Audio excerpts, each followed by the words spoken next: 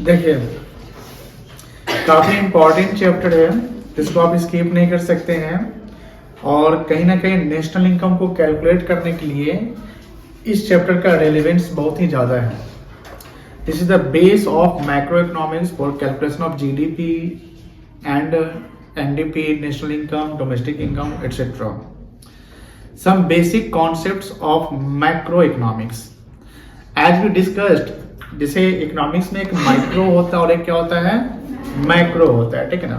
तो माइक्रो जो एक स्मॉल स्केल की बात करता है, एक इंडिविजुअल कंज्यूमर की बात करता है, इंडिविजुअल फर्म की बात करता है, इंडिविजुअल मार्केट की बात करते हैं। लेकिन जब हम पूरे एग्रीगेट यानी सारे कंज्यूमर्स को ले, सारे फर्म को ले, पूरे मार्केट को ले, यानी इकोनॉमी एज ए होल को लेते हैं, तो इकोनॉमी एज ए होल को लेते हैं तो ये मैक्रो इकोनॉमिक्स में आ जाता है। यानी गवर्नमेंट की पॉलिसी, आरबीआई की पॉलिसी अगर चेंज होती है, टेक्नोलॉजी चेंज होता है, यानी कोई एक्सटर्नल फैक्टर अगर पड़ता है तो इसे होल मतलब कि जो भी इकोनॉमी में ऑर्गेनाइजेशन से उस सब पे इम्पैक्ट पड़ता है। गवर्नमेंट अगर टैक्स रेट कम ज्यादा करे तो उससे इम्पैक्ट पड़ सकता है। तो गवर्नमेंट के टैक्स रेट कम ज्यादा होने से एक इंडिविजुअल पे इम्पैक्ट नहीं पड़ेगा, पूरे इंडिविजुअल पे इम्पैक्ट पड़ता है। तो ये मैक्रो इकोनॉमिक्स की बात करते हैं। अब मैक्रो इकोनॉमिक्स में जो पहला जो कॉन्सेप्ट है, classification of goods. Classification of goods, यहाँ गुड्स का मतलब जिसका फिजिकल एग्जिस्टेंस है, जिसका मैन्युफैक्चरिंग एक प्रोड्यूसर करता है और कंजम्पशन एक कंज्यूमर करता है। मैन्युफैक्चरिंग कौन करता है, मैन्युफैक्चरर जिसको हम प्रोड्यूसर कहते हैं, और कंजम्पशन कौन करता है, कंज्यूमर जिसको हाउस होल्ड कहते हैं। कोई दिक्कत नहीं है।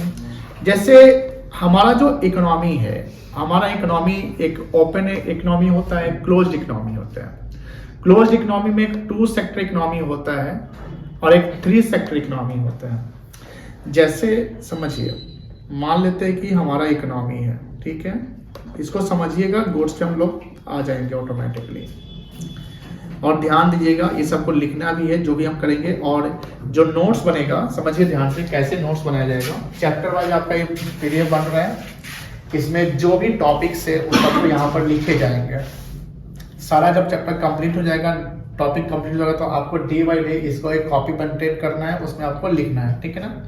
एंड देन ये जो नोट्स मतलब कि रिटेन नोट्स हो जाएगा, यानी बुक के साथ इसमें जो नोट्स कॉन्सेप्ट लिखा रहे हैं वो फिर आपका अपडेट हो जाएगा और गूगल क्लासरूम पे डाल दिया जाएगा। At the time of revision या कोई नए बच्चे आते हैं तो वो वहां से किताब भी उनको मिल जाएगा और किताब में लिखा हुआ नोट्स भी उनको मिल जाएगा, गूगल क्लासरूम पे डाल दिया जाएगा। चैप्टर वाइज हम लोग ऐसे ही करेंगे, ठीक है। अब जैसे इकोनॉमी की बात करते हैं, तो एक इकोनॉमी होता है हमारा क्लोज्ड इकोनॉमी। क्या होता है, क्लोज्ड इकोनॉमी।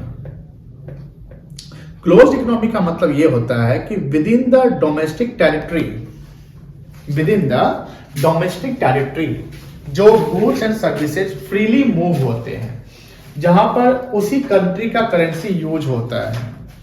और डोमेस्टिक टेरिटरी का मतलब पॉलिटिकल टेरिटरी नहीं होता है। डोमेस्टिक टेरिटरी का मतलब होता है इकोनॉमिक टेरिटरी।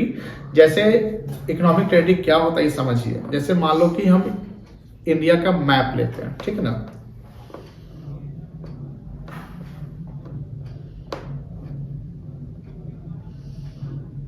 अगर पॉलिटिकल टेरिटरी की बात करते हैं, ठीक है ना, देखिए ध्यान से, तो पॉलिटिकल टेरिटरी क्या होगा, जो बाउंड्री इंडिया का है, कह सकते हैं ये बाउंड्री है ना, कह सकते हैं ये इंडिया का।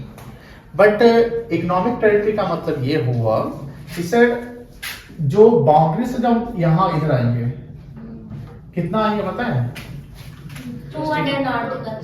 12 नॉटिकल माइल्स। कितना आते हैं, 12 नॉटिकल माइल्स। और 12 nautical miles is equals to 20 kilometre होता है। मतलब क्या यहाँ पर क्या बिजनेस नहीं हो रहा होगा, क्या गुड्स एंड सर्विस नहीं होता होगा। हम ओशियन से भी तो हम एक्सट्रैक्ट करते होंगे, जो भी वाटर मतलब कि जो सी फूड आइटम है या कोई भी चीजें हैं जो हम वहां से निकालते हैं। तो कहीं ना कहीं that is also the domestic territory. दूसरी बात की, जैसे मान लो कि ये जैसे इंडिया है ना, हम यहाँ रिसाइड कर रहे हैं, यहाँ दिख रहा होगा, दिल्ली कहाँ है, यहाँ है। और जब दिल्ली को आप जाते हैं तो हर कंट्री का एक एम्बेसी होता है, जानते हैं ना, एम्बेसी। हर कंट्री का एम्बेसी होता है, समझिए ध्यान से। अब कंट्री का एम्बेसी, जैसे मान लो कि हमको पाकिस्तान एम्बेसी इंडिया में देखना है,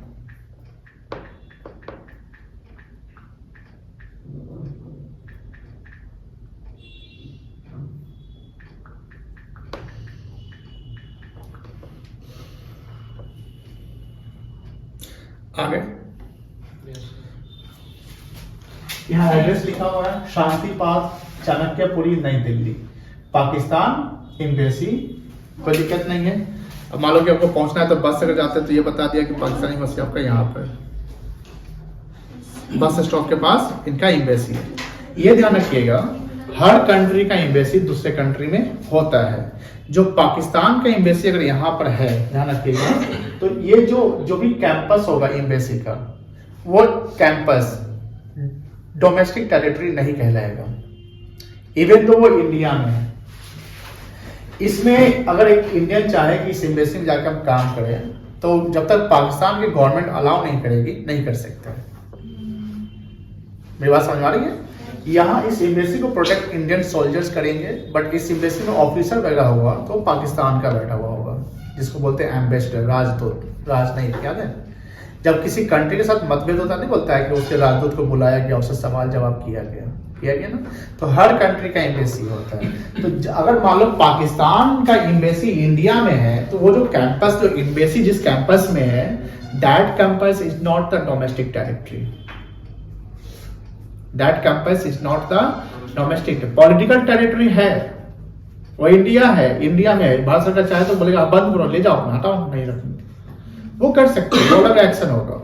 बट जब इकोनॉमिक टेरिटरी की बात करते हैं, तो दैट एम्बेसी या किसी भी कंट्री, यूएस का एम्बेसी हो, कनाडा का एम्बेसी अगर इंडिया में है, तो that is not the India for economic point of view, that is not the economic territory.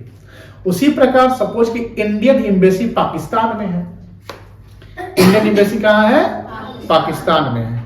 Search कर लेते हैं हम लोग।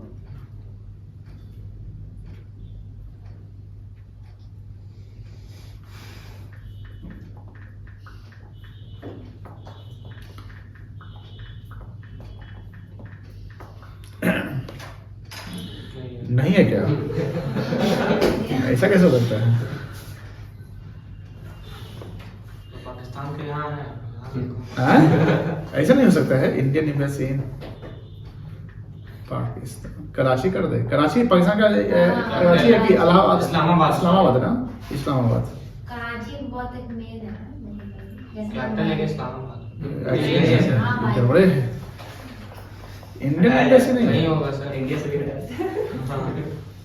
गद्दारी का सर, दुबई गए सर। वो अच्छा जगह है इसलिए पता नहीं कब गुस्सा आया और लाइक दिया। देखिए, वॉशिंगटन डीसी, वॉशिंगटन डीसी मतलब यूएस। अब इंडियन एम्बेसी अगर यूएस में है, तो वो इंडियन एम्बेसी डोमेस्टिक टेरिटरी कहलाएगा। महात्मा गांधी की मूर्ति भी है। वो क्या कहलाएगा? डोमेस्टिक टेरिटरी कहलाएगा। उस एरिया में फिर इंडिया का झंडा लहराएगा। हाँ, वहाँ इंडिया का झंडा, वहाँ जो भी डिसीजन होंगे इंडिया से, और कोई इंडियन अगर बाहर जाते हैं तो एम्बेसी में जाकर अपना रिपोर्टिंग करेगा कि हम यहाँ पर आए हैं इतने समय के लिए, क्योंकि सरकार, गवर्नमेंट की एक रिस्पॉन्सिबिलिटी बन जाती है कि हमारे देश का नागरिक अगर इस देश में घूम रहा है तो इसको सुरक्षा या इसको प्रॉपर कि इतना दिन का वीजा है तो इतना दिन घूमेगा मैक्सिमम, उसके बाद वो अपना घर चला जाएगा। तो ये सब चीजें हो गई, कोई दिक्कत नहीं है।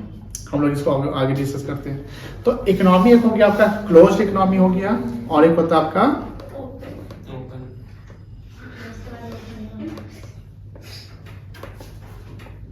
ओपन इकोनॉमी होता है। क्लोज इकोनॉमी में एक आते हैं to sector economy.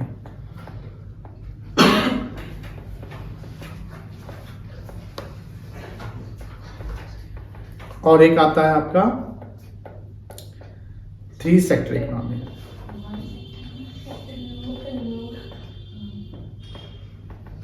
Close economy मतलब within the domestic territory. अब टू सेक्टर इकोनॉमी में कौन कौन आता है? एक आता है हाउस होल्ड। कौन आता है? House hold. और एक आता है प्रोड्यूसर।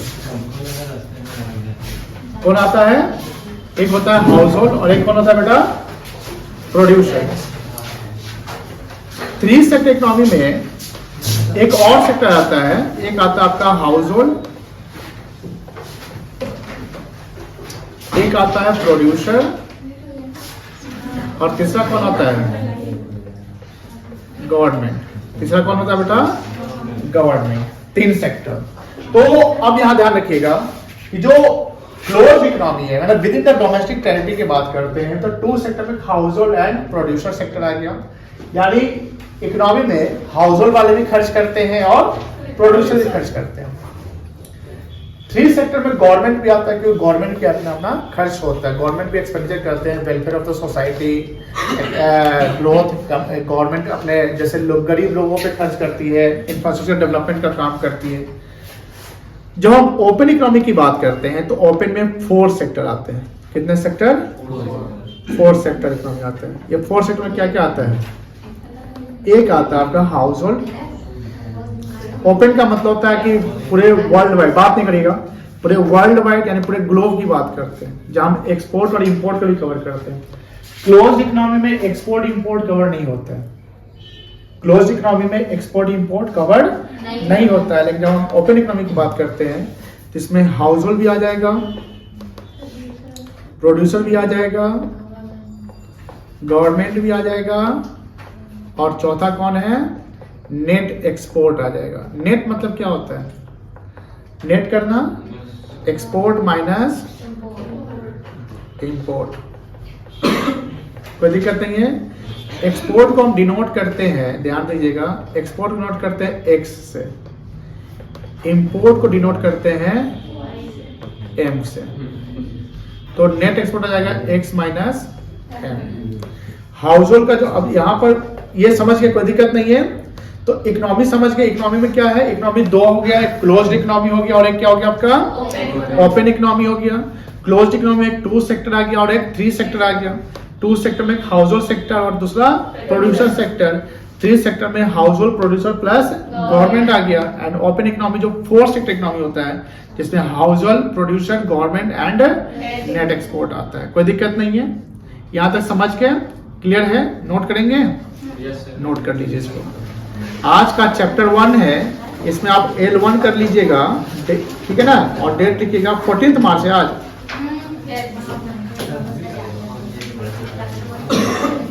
नहीं, जिनका इकोनॉमिक्स नहीं हो काहे करिएगा, बस जान लीजिए, समझिए ध्यान से।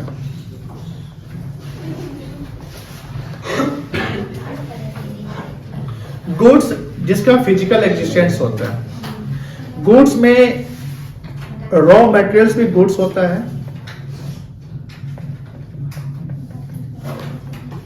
ठीक है। वर्क इन प्रोग्रेस भी गुड्स होता है। वर्क इन प्रोग्रेस समझते हैं? क्या होता है? काम जो प्रोग्रेस मतलब जो काम रहता है, जो काम अभी कंप्लीट नहीं हुआ है, फाइनल नहीं हुआ है। और एक होता है फाइनल गुड्स, होता है ना। अब समझो, कहीं ना कहीं फाइनल गुड्स बनने के लिए आपकी शुरुआत यहां से होगी, रॉ मटेरियल से, वर्क इन प्रोग्रेस पे, फिर फाइनल पे आ जाएंगे। जो रॉ मटेरियल्स और वर्क इन प्रोग्रेस होता है, ये गुड्स कौन यूज करता होगा? एक कंज्यूमर यूज करता होगा कि प्रोड्यूसर यूज करता होगा? ये यूज करता होगा प्रोड्यूसर। कौन यूज करता होगा? प्रोड्यूसर। कोई दिक्कत नहीं है। और फाइनल गुड्स कौन यूज करता होगा? And user. फाइनल मतलब फाइनल, और फाइनल गुड्स का यूजर हमेशा एंड यूजर होता है। हम यहां कंज्यूमर नहीं लिखे हैं, क्योंकि कंज्यूमर तो होता ही है, बट इसके अलावा एक और सेक्टर आता है, वो भी फाइनल यूजर होता है, जो फाइनल गुड्स को यूज करता है।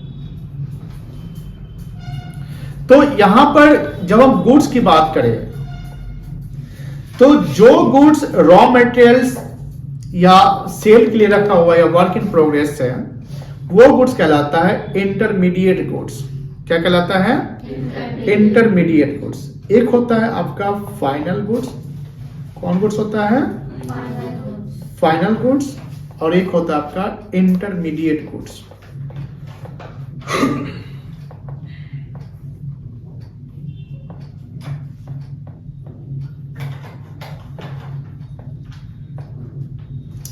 अब फाइनल गुड्स क्या है? Goods which are used by the final user, और इसको बोलते हैं एंड यूजर। हमें जब गुड्स की आइडेंटिफिकेशन करनी है, ध्यान समझिएगा, गुड्स की आइडेंटिफिकेशन करनी है तो हमें यह समझना है कि कोई भी गुड्स उसका अगर कोई भी यूज अंतिम यूजर कर रहा है, यानी भैया वही यूज करने वाला है लास्ट, उसके बाद इसका यूज कोई और नहीं करेगा, तो वो गुड्स कहलाएगा फाइनल गुड्स। क्या कहलाएगा? Final goods. जैसे मान लीजिए कि मिठाई का दुकान, तो मिठाई का दुकान वाला मिठाई बनाता है तो प्रोड्यूसर कहलाएगा कि कंज्यूमर कहलाएगा? प्रोड्यूसर कहलाएगा। मिठाई वाला जो मिठाई बना रहा है तो मिठाई बनाकर वो बेचेगा, तो मिठाई बनाने के लिए रॉ मटेरियल्स चाहिए, जैसे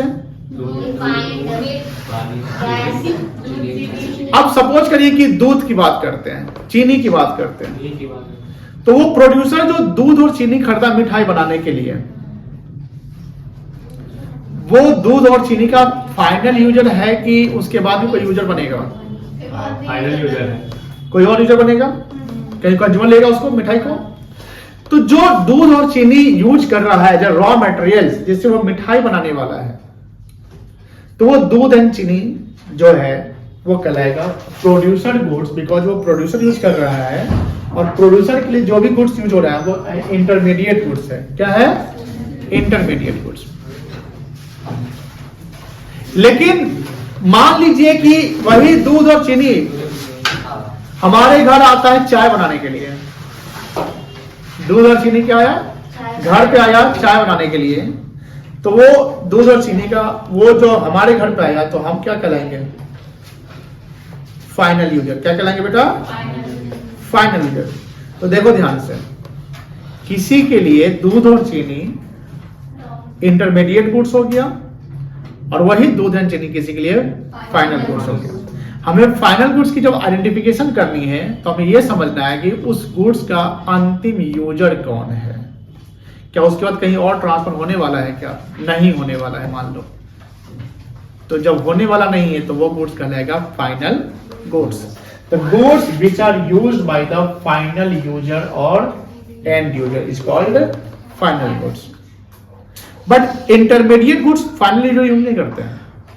इंटरमीडिएट गुड्स हमेशा एंड ओनली यूज होता है प्रोड्यूसर के द्वारा।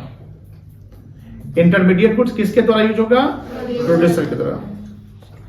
The goods which are used by producer for further production कह सकते हैं, और for रीसेल या रीसेल के लिए। जैसे मान लीजिए कि किराना दुकानदार है ना, किराना दुकानदार के पास, वो किराना दुकानदार होलसेलर से सामान खरीदता है। किसे खरीदा? होलसेलर से। तो होलसेलर कहलाएगा इंटरमीडिएट। क्या कहलाएगा? इंटरमीडिएट या इंटरमीडियरी। किराना दुकानदार जो रिटेलर कहलाता है, क्या कहलाता है? वो खुदरा सामान किसको बेचेगा? कंज्यूमर को। तो किराना दुकानदार जो भी सामान खरीदा उसको बना बनाया मिला, वो बनाया नहीं ना, वो तो खरीदा और बेचा, यही ना काम करेगा।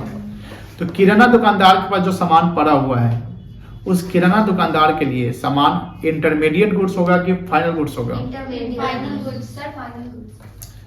क्या होगा बताइए? किराना दुकानदार के लिए वो सामान, मान लो कि वो साबुन खरीदा बेचने के लिए, तो वो साबुन किराना दुकानदार के लिए क्या है? इंटरमीडिएट या फाइनल गुड्स है? कैसे इंटरमीडिएट है? बिकॉज वो एंड यूजर नहीं है। गुड्स तो बन चुका है, कंप्लीट गुड्स हो चुका है, but who is the end user? क्या वो रिटेलर है? ये सब तो नहीं BST सर। में पूछा था। क्या? BST में पूछा था, होलसेलर रिटेलर। लेकिन वो एंड यूजर ये नहीं पूछा होगा, फाइनल गुड्स या इंटरमीडिएट ये नहीं पूछा होगा, होलसेलर आता है, डिस्ट्रीब्यूशन चैनल में आता है। तो समझने की बात ये है कि अगर किराना दुकानदार कोई सामान खरीदता है रीसेल के लिए, जैसे यहां देखिए इंटरमीडिएट गुड्स का क्या डेफिनेशन दिया गया है? The goods which are used by producer for further process, जैसे रॉ मटेरियल्स। मिठाई वाला दूध खरीदा तो रॉ मटेरियल से गया, उससे वो मिठाई बनाएगा, बट मिठाई भी बना लिया ना वो, तो वो मिठाई तो उसके लिए इंटरमीडिएट गुड्स होगा, बिकॉज वो कंज्यूम नहीं करने वाला, वो बेचने वाला है। तो यही लिखा हुआ फॉर फर्दर प्रोसेस और for, because intermediate goods only use by the producer, not bye the end user. And user के द्वारा नहीं। अब अगर अंतिम यूजर प्रोड्यूसर ही है, सर ऐसा हो सकता है कि एंड यूजर प्रोड्यूसर? हाँ हो सकता है। कैसे हो सकता है? मान लो कि मिठाई बनाने वाला जो मिठाई बनाने के दूध दही चीनी खरीदता है, जो भी है, वो किसी मशीन में बनाता होगा, उसका बड़ा सा मशीन होता होगा जिसमें वो कुछ भी मतलब कि कुछ निकलता होगा, तो मशीन को खरीदा यूज करने के लिए कि वो भी बेचने के लिए खरीदा? यूज करने के लिए। वो मशीन को रिपीटेटिव बार बार यूज करेगा। अंतिम यूजर तो वही प्रोड्यूसर है ना। जब मशीन खराब हो जाएगा तो रिप्लेस करेंगे, ये ना होगा कि, लेकिन मशीन को हम बेचने के लिए ना खरीदे, मशीन को हम खरीदे यूज करने के लिए। हम चलाएंगे 10 साल 15 साल चलाएंगे, जब मशीन खराब हो जाएगा, परफॉर्मेंस कम जाएगा, तो नया मशीन खरीद के इसको हटा देंगे। अब वहां पर प्रोड्यूसर उस मशीन का एंड यूजर कहलाएगा।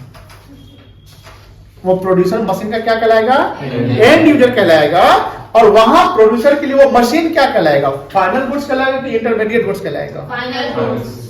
क्या कहलाएगा बताइए? फाइनल गुड्स कहलाएगा, बिकॉज फाइनल गुड्स का डेफिनेशन क्या है? Goods which are used by the end user.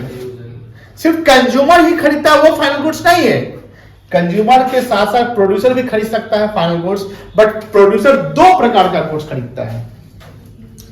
Producer 2 प्रकार का गुड्स खरीदता है। जैसे मिठाई वाला वो मशीन खरीदा तो उसके लिए फाइनल गुड्स हो गया, बिकॉज उसको यूज करेगा एंड यूजर वही है। लेकिन वो मिठाई वाला दूध भी खरीदा मिठाई बनाने के लिए, तो दूध जो खरीदा मिठाई बनाने के लिए, वो रॉ मटेरियल्स हो गया दूध। वो दूध क्या कहलाएगा? Raw materials, intermediate goods. तो हमें यहां पर समझना है कि फाइनल गुड्स, इंटरमीडिएट गुड्स क्या दोनों सेम है? तो एकदम सेम नहीं है। हमें उसकी आइडेंटिफिकेशन ऐसे करनी है कि कोई भी गुड्स क्या अगर अंतिम यूजर, कोई भी गुड्स का कोई अंतिम यूजर है तो वो क्या हो गया? Final goods. 11 का छुट्टी हो गया? 11th का मीनाक्षी कुमार साइंस में है क्या? जी सर। ये बगल वाले में।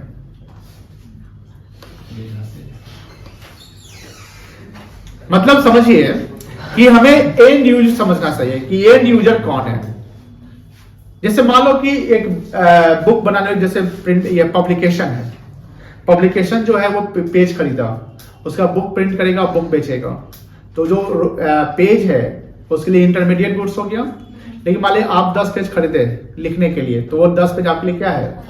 Final good. स्टेशनरी के दुकान में जो किताब पेन पेंसिल है वो क्या है? इंटरमीडिएट गुड्स है।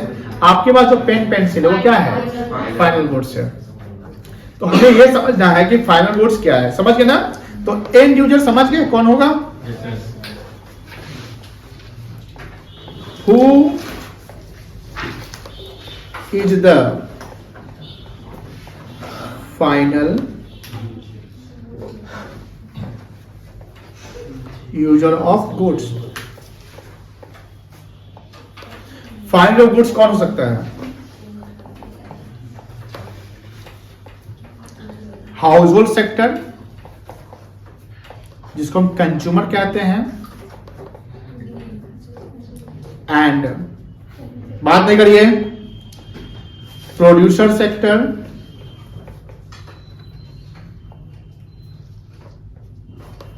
और the final user of goods. कोई दिक्कत नहीं है। अब यहां बात होती है कि सर फाइनल गुड्स क्या क्या है।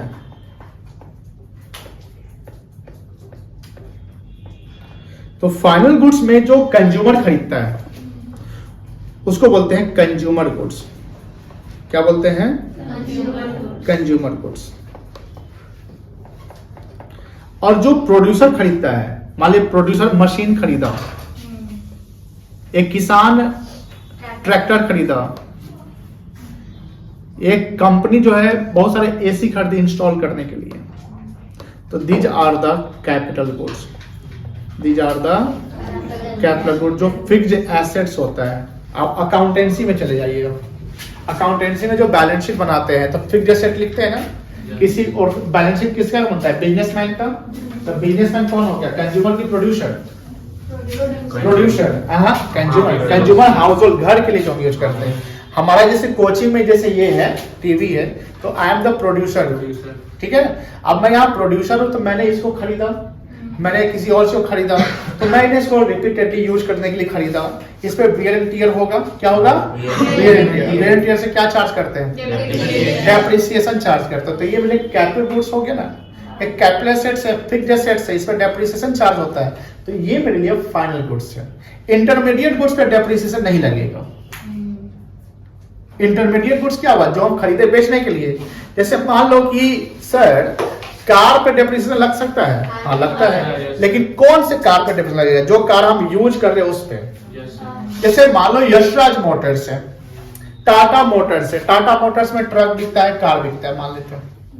अब 100 कार उसके पास, 100 ट्रक है, वो आया 6 महीने बाद बिका, तो 6 महीने का क्या वो डेप्रिसिएशन चार्ज करेगा?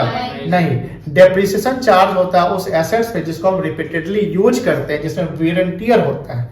हमने खरीदा ये टाटा मोटर्स ने कार खरीदा बेचने के लिए, मतलब उसका जो एजेंसी लिए हुआ है, या कोई भी टाटा मोटर कार या ट्रक बेच रहा है तो प्रॉफिट पे बेच रहा होगा ना। तो उसके पास जो ट्रक एंड कार पड़े हुए हैं वो उनके लिए गुड्स है। क्या है? गुड्स। अकाउंट से पड़े होंगे, ये सब उनके इन्वेंट्रीज कहलाते हैं। क्या कहलाते हैं? तो वो सारा इंटरमीडिएट गुड्स होगा। क्या होगा? लेकिन मान लीजिए आप एक ट्रक खरीदे भाड़ा पर चलाने के लिए, ट्रांसपोर्ट के लिए, आप ट्रांसपोर्टर हो गए। क्या हो गए? आप ट्रक खरीदे भाड़ा पर चलाने के लिए। मुझे बताइए, आप ट्रक भाड़ा पर चलाने खरीदे कि ट्रक बेचने के लिए खरीदे? तो आप उसको रिपीटेडली यूज करेंगे, उस ट्रक में वियर एंड टियर होगा। वो ट्रक आपके लिए एसेट्स है कि गुड्स है? तो वो आपके लिए फाइनल गुड्स होगा कि इंटरमीडिएट गुड्स होगा? फाइनल गुड्स होगा। इवन तो आप प्रोड्यूसर है, फाइनल गुड्स होगा, वो आपके लिए कैपिटल गुड्स कहलाएगा।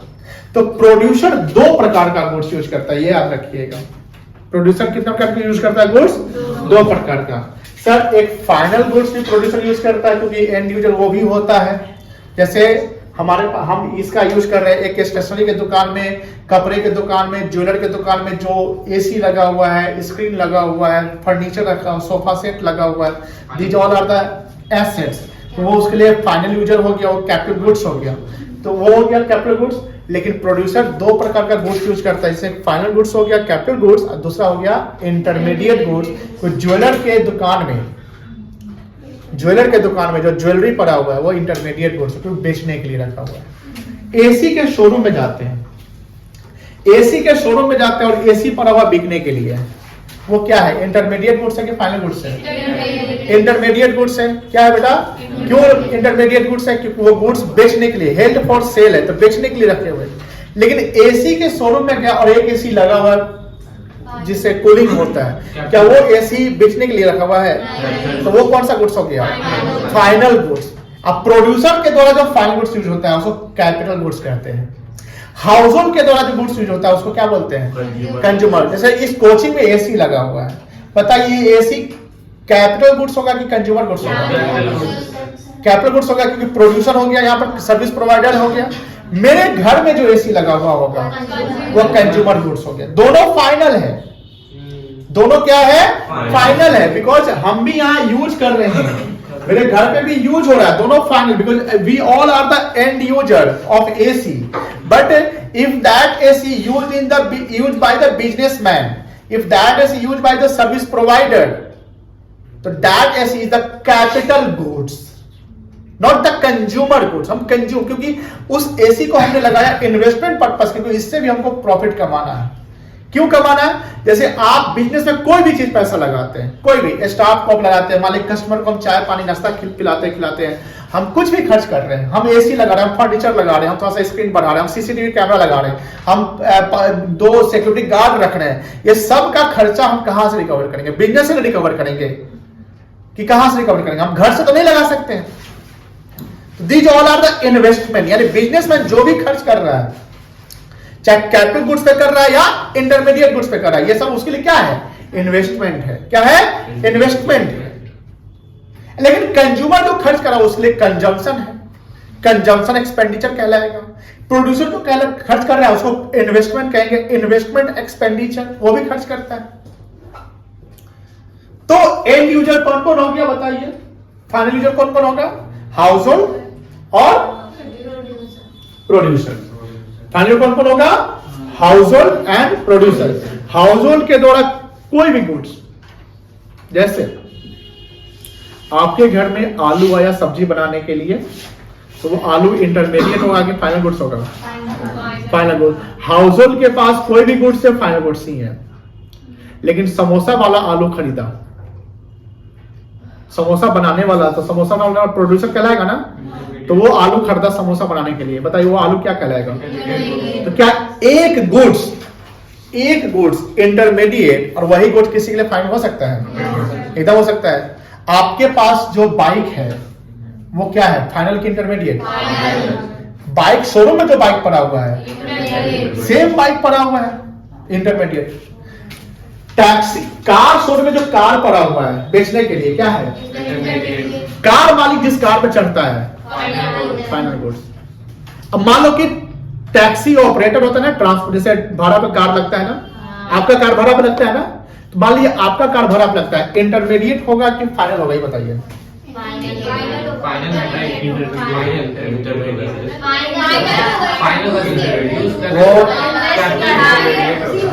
कैपिटल गुड्स कहलाएगा वो फाइनल गुड्स होगा।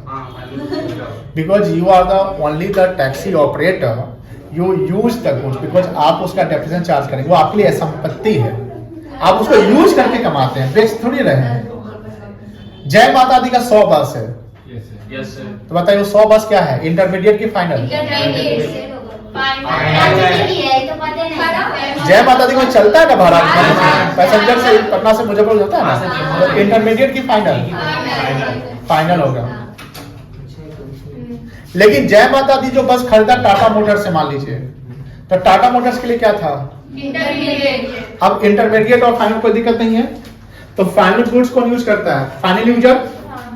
तो फाइनल गुड्स की आइडेंटिफिकेशन कैसे होगी? उसका एंड यूज पकड़ना पड़ेगा, क्योंकि हमेशा कोई भी गुड्स हमेशा फाइनल गुड्स नहीं कहलाते हैं। फर्नीचर शोरूम में जो सोफा है वो फर्नीचर शोरूम के लिए इंटरमीडिएट गुड्स है, वही खरीद के हम अपने कोचिंग में ले आए तो फाइनल गुड्स हो गया, क्योंकि हम उसको यूज करने के लिए खरीदे। और वो कैपिटल कोचिंग में ले आया तो वो कैपिटल गुड्स हो गया, लेकिन वही अपने घर ले गया तो कंज्यूमर गुड्स हो गया। यानी एक ही गुड्स का रूप रंग कैसे चेंज हो रहा है? तो रूप रंग चेंज हो रहा है, डिपेंड करता है कि who is the end user. If the consumer is the end user, then that goods is the consumer goods, final goods consumer goods हो गया। If the end user is the producer of that goods, तो producer अगर end user है तो उस goods को repeatedly use करेगा, repeatedly हम यूज करते हैं तो कैपिटल गुड्स हो गया। और अगर प्रोड्यूसर उस गुड्स को फर्दर प्रोडक्शन के लिए खरीदा, रीसेल के लिए खरीदा, तो वो फाइनल गुड्स नहीं कहलाएगा, वो इंटरमीडिएट हो जाएगा।